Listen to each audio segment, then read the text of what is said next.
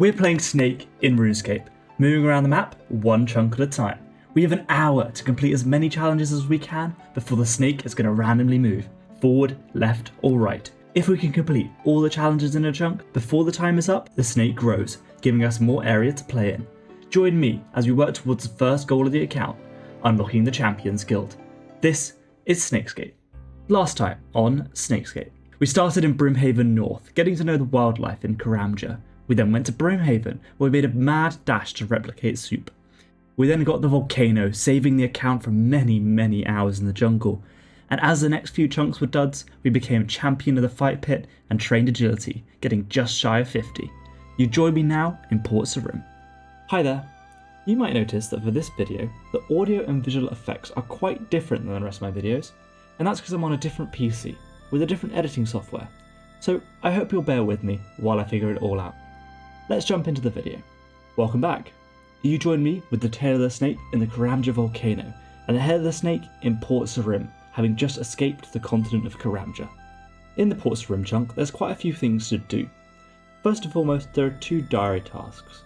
One, which is to take the ship from Musa Point to Port Sarim, which I already did in the outro of the last video, and the other is to fish just above the banana plantations in Musa Point, which we now unlock because of the fishing shop. Because we've unlocked the fishing shop, I really want to get my fishing levels up.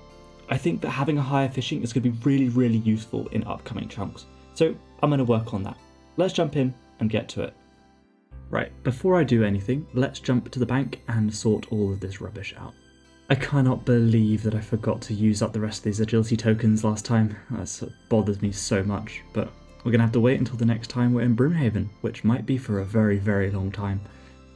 This is all the stuff that I should need. I don't think I need much more, as I'm going to purchase the fishing equipment when I'm there. I feel like taking feathers with me is a bit, bold, because it means we'll get to 20 fishing. I have done this before, where I had to do small net all the way up to 20, and that took well over an hour, so we'll have to see. There is one thing I did forget. I need to go and grab my axe. I sold my tinderbox to the charter ship when I had that mad dash, so you know what, I'm going to start my timer here. Normally I'll start it in the chunk which the head of the snake is in, but I'm going to start it here instead. I've already wasted so much money going back and forth. So, 3, 2, 1, go.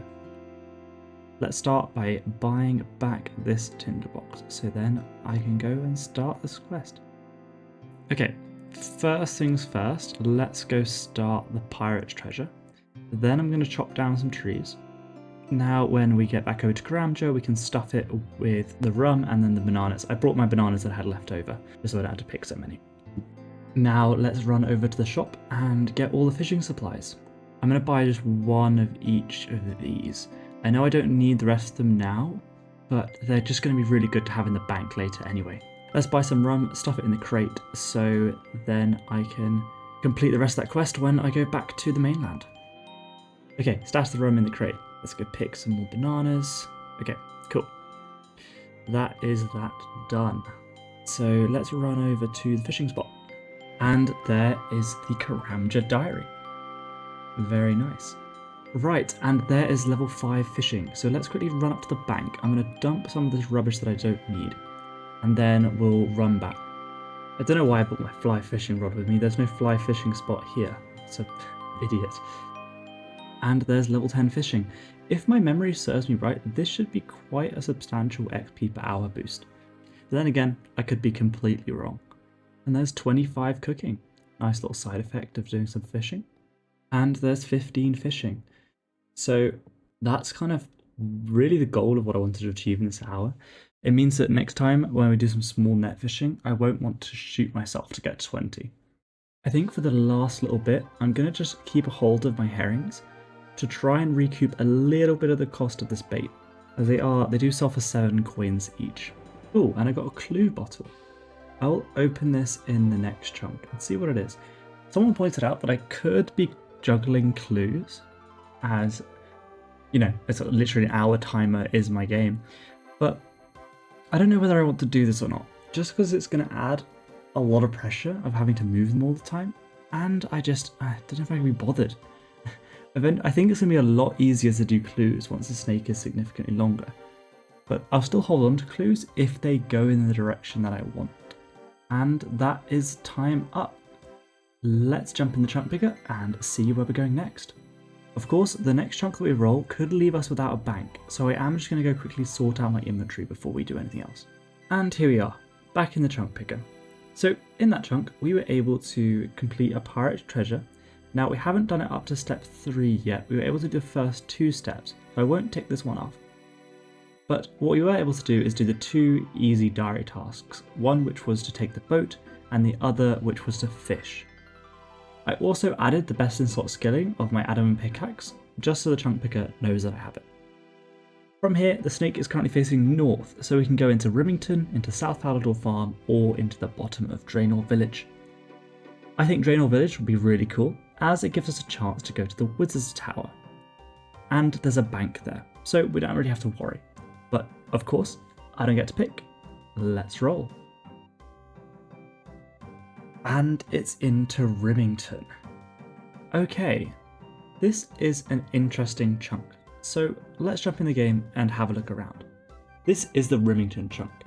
In this chunk, there's quite a few things to do. First and foremost, there's 3 quests that we need to work on. We need to continue with Pirate's Treasure up to step 3.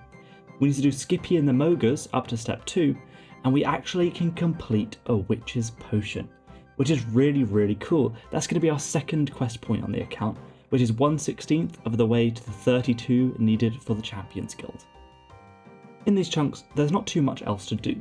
I'm going to continue working on some fishing to get that up to 20, as I really think that would be useful. But other than that, there are willow trees in these chunks, which means I have a new fletching and fire making goal. I need to get to 42 fletching to be able to fletch a willow shield, which will actually be a best in slot for me, so that'd be quite cool. And also I need to get to 30 fire making to be able to burn a willow log. I'm really not that far away from either of these, so I should be able to complete them within the hour. Let's jump into the game and get to it. Right, and let's go. 3, 2, 1, go. Let's start with the quests. Where is Hetty? Oh, and we started the quest, and give me the rat's tail, that's all I need. Right. While I'm here, I need to go and grab a bucket for Skippy. Just need to buy a piece of meat. Okay, while I'm over here, I'm going to just complete the, well, not complete, but do as much of the Pirate's Treasure as we can. Cool, and then we can get in the back of here, search this crate of bananas, and there's the rum. So, cool, and then when we're next in Varrock, we can go and do that. Let's run back and finish the Witch's Potion. Oh, no. Oh, that's so annoying. I'm gonna run back. I accidentally pressed eat. Oh my god, I'm such an idiot. Oh, there is a giant rat here. I could have just killed him instead of... Right. Oh well. Okay, and then we need to use it on the range. There we go. Oh my days. And there we go. That is our second quest point. So only 30 more until we get the Champions Guild, which is super, super cool. And we got some magic levels for that, which are the first magic levels of the account. Let's go talk to Skippy and throw some water over him. Cool. And that's as much as we can do now, I believe, because we can't make any more of the tea. Because we chopped down some trees, now we can actually cook. I really hope this won't take too long, because when this is done, I really want to work on the fire making. I think that is going to be the best to do first, as it's quite a lot closer than fletching. And there we go, that is 20 fishing. Now we've unlocked fly fishing, I'm much happier to leave this for now. But of course, before we do the fletching grind, I'm going to work on the fire making grind. I'm really not that far away. I'm level 21, and level 30 is 9,000 experience, which isn't that many logs. So I'm going to run and do those. While I'm doing this, we need to talk about ports, because you might have noticed in the last chunk roll that Vios, I didn't include being able to go with him over to the other ports. And this is on purpose. I want to make it such that ports are not a thing that I can kind of jump from one to the other really quickly. If I'm in a port, I don't want to make other ports rollable unless I'm leaving. So, for instance, when I went to Brimhaven, I only made the 2 chunks that were next to the port rollable, not anything else that port connects to. And when I was in Moosa Point, I made all of the other places which it's connected to rollable. And the reason I want to do this is just to stop a scenario where the snake's kind of really spread out because it's in a load of random ports before one of them takes onto land. The only exception I want to make for this is ports which are really small, like pest control, where there's only 1 chunk. So from that port, I'm going to treat it as both an entry and an exit. So hopefully that clears up why I'm choosing specific ports to roll and why I'm not choosing other ones. Of course, I'm an idiot, so I might make mistakes within this. So make sure to just check out in the top of the description if I ever need to make any corrections.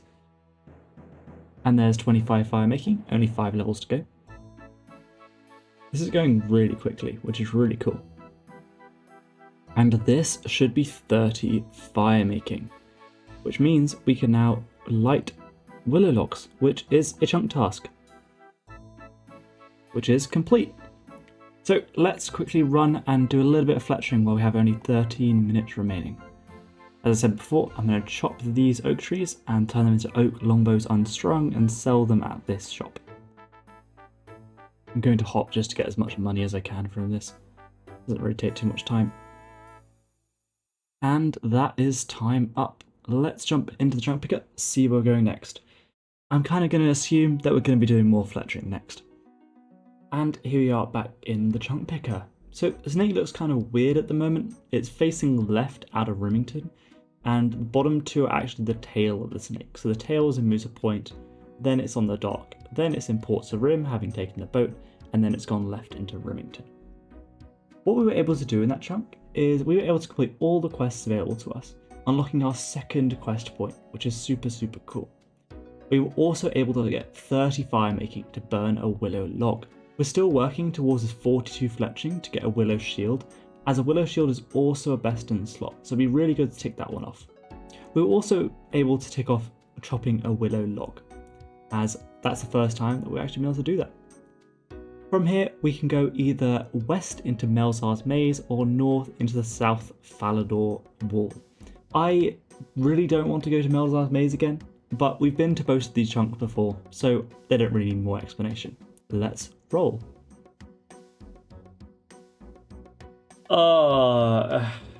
It's Melzar's Maze again. So, Moosa Point becomes unavailable. The head of the snake is now facing left out of Melzar's Maze, with the tail in this dock chunk. That means that next time we roll, Karamja is rollable yet again, which I really didn't hope would happen that quickly, but you know, I guess beggars can't be choosers. Let's jump in the game and see what this chunk has to offer. Yep, this chunk really has nothing to offer other than some yew trees, which I guess we're working towards at the moment with more fletching. So fletching is going to be the order of what we're going to do for the next hour. Before we do anything though, I'm going to drop these 2 off in the bank deposit box, which is over in Port Sarim, and then we'll get to the hour. Right, let's get to it. Let's just continue what we were doing before. 3, 2, 1, go. Let's start chopping some oak trees and get this stuff done. And there's 41 fletching, only 1 more level to go. And there's 42 fletching. So we can now make willow shields, which is the best in slot. I'm going to finish these up, then sell them, and run and make a willow shield for the first time. And with this, we should be able to make the shield. And that's a new best in slot, +1 of everything. Let's sell this oak shield. And that is a chunk task complete. I'm going to continue doing what I was doing before. I feel like the money is good and we're going to need to get to 72 eventually anyway, so we might as well do it.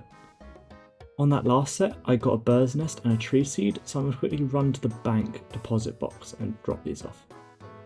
And that is time up. Let's jump in the chunk picker and see where we're going next. I really hope we're not going back to Karamja. And here we are. Now, the only thing we can tick off from the chunk ticker is the raw anchovies, which we're able to catch. This is the only thing on here because the yew trees cover up the willow tasks. So I can't tick those off at the moment, but next time I see them, we'll be able to do that. The snake is currently facing west out of Melzar's maze, which is a place we've been before. Only 2 episodes ago, we had this exact same thing happen, where we could either roll into Karamja or have a 50% chance of not going onto Karamja. Just a reminder for anyone else, I'm not including Ardoin or Corsair Cove in this roll because they're connected to my continent, and I could walk there technically, so I don't want to be able to take a boat somewhere I can walk to. Of these two, I just really don't want to go to Karamja again. I don't want to try my luck going down in here. I do feel a little bit more confident going down in here now because we're going to have a load more money to be able to buy anti-poisons, but I just don't want to try again. But of course, when I get to pick, let's roll. Oh my god, again. Oh, this is so annoying. Okay, North Brimhaven. Oh, why have I heard this story before? Okay, well, let's jump into the game. And I think we're going to be doing, yet again, some more fletching. I can't believe it, in like, how many episodes now? We haven't had a chunk not in Karamja, which is just ridiculous. I'm not actually going to head over to North Brimhaven. There's nothing to do there that's actually useful. So I'm just going to stick to what I was doing. I guess as another intense hour of gameplay, this will probably jump past very quickly for you guys. 3, 2, 1, go. Let's get back to it. And there is 50,000 fletching experience. We are currently, what, 1/18th of the way to 72? So, long way to go. What the? Huh? Okay. You know what? I'm not going to ask any questions. I'm actually in disbelief that we're back on Karamja again. Like, it's ridiculous. What are the odds of that happening? When I got to Port Sarim, I thought, oh, that's nice. We won't have to deal with the Karamja again for a while. But no, we're going immediately straight back. So it just went in a straight line. It didn't even go to any other chunk other than straight back to Brimhaven. Oh my god. And 55 woodcutting. Nice little milestone. And that is time up. Let's jump in the chunk picker. I need to have a really hard think about what I'm going to bring with me back into Karamja. Jesus Christ. Just before I roll, I'm going to drop this bird's nest into the deposit box over here. I genuinely can't believe that we're back here already. Like, literally 2 episodes ago, we had exactly the same situation. We haven't been able to complete any of the skill tasks. We're still working on the fletching. Fire making is something we can work towards, but I'm going to leave that in the back pocket for now. And woodcutting is coming along very nicely, now that we're level 55. There's nothing else that we were able to complete, so I guess we're just going to have to roll. I really, really hope that the same as last time happens, where we go Brimhaven, then Volcano. That's very unlikely. So, let's find out. Let's roll.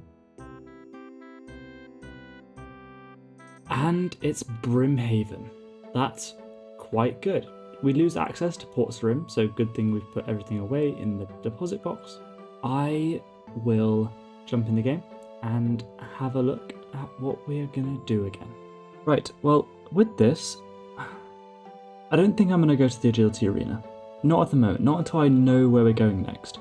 Because we still have access to quite a good money-making method here. I know I've done this for the last like 3 hours in a row, but you know, it's worth it, I swear. So I'm going to spend the hour doing this. 3, 2, 1, go. Let's get back to doing some chopping. And there's 45 fletching. Nice little milestone. And there is 7% of the way to 72 fletching. And that is going to be time up. We were able to get 21,000 coins after all that fletching. It was really, really good. And I believe we're now well over 70,000 fletching experience. Almost 8% of the way there. Oh, just over 8% of the way there. Sorry, if my mental math is correct. We got 2 seed nests from this. There are a couple of clues, but I'm just going to leave those behind. None of them were good.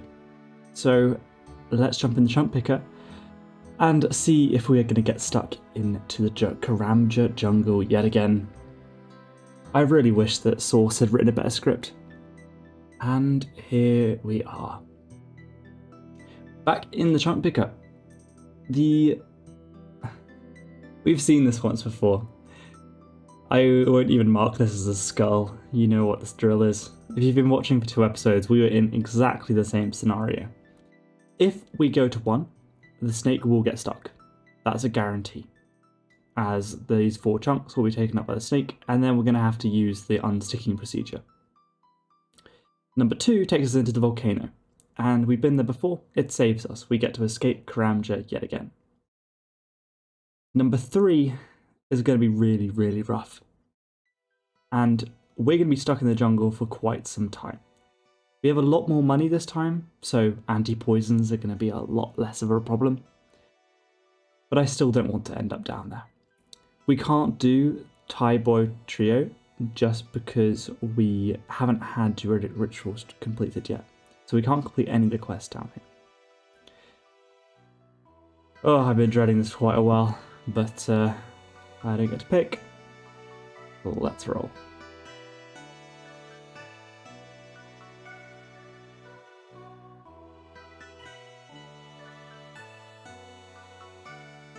Oh no. Oh no, oh no.